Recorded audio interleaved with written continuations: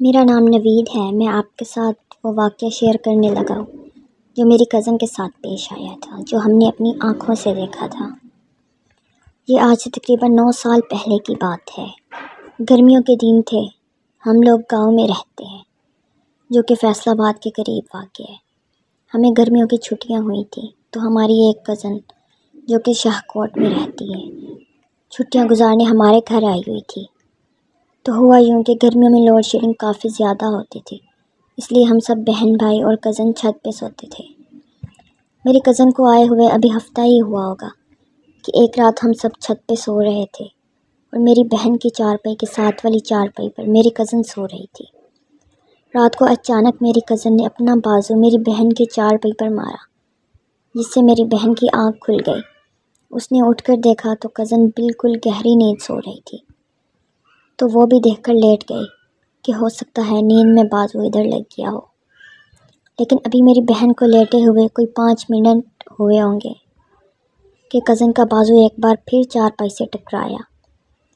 اب کی بار آپی نے لیٹے لیٹے ہی آنکھیں کھول کر دیکھی تو میری کزن بالکل سفید آنکھوں کے ساتھ میری بہن کی طرف دیکھ رہی تھی، جس کی وجہ سے آپی شدید ڈر گئی اور انہوں نے ساتھ ہی دوسری چارپائی پر لیٹے ہوئے بھائی کو آواز دی، جس سے بھائی بھی فوراً اٹھ کر بیٹھ گئے اور آپی سے پوچھنے سے پہلے ہی ان کی نظر میری کزن پر پڑی، جو کہ ابھی تک سفید آنکھوں سے دونوں کی طرف دیکھ رہی تھی۔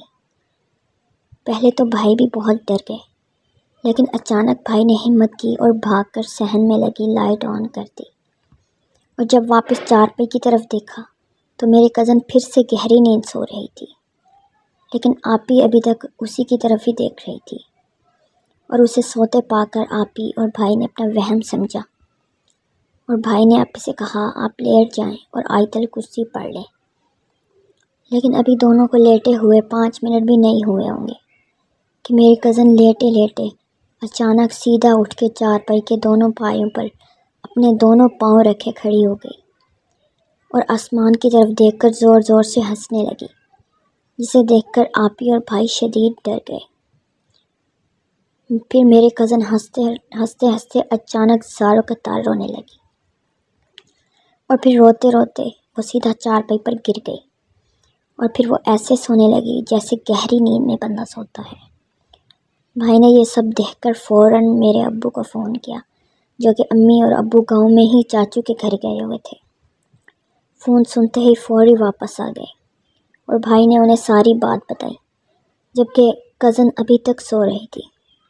ابو نے اسے جگایا اور پوچھا کہ کیا ہوا ہے، تو اس نے کہا کچھ بھی نہیں، مجھے تو کچھ نہیں ہوا، آپ لوگ کیوں سارے ایسے اکٹھے ہو گئے ہیں؟ تو آپی نے میری کزن کو بات بتانا شروع کی، جسے سننے کے دوران ہی میری کزن کی آنکھیں پھر سے سفید ہو گئیں اور وہ میری آپی کو گھورنے لگی۔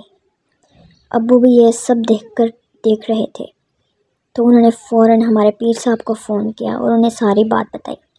تب انہوں نے کہا کہ موبائل کا اسپیکر آن کریں، اور انہوں نے کچھ پڑھ کر دم کرنا شروع کیا، تو آہستہ آہستہ میری کزن پھر سونے لگی اور چارپائی پر لیٹ گئی، جس کے بعد ہم سب بہن بھائی بہت ڈر گئے، تو ابو نے ہمیں نیچے بھیج دیا، اور ابو اور امی دونوں پھر اس رات کزن کے پاس بیٹھے رہے، اور صبح ہوتے ہی ابو نے میری کزن کی امی کو فون کیا اور اسے اس کے گھر چھوڑ آئے۔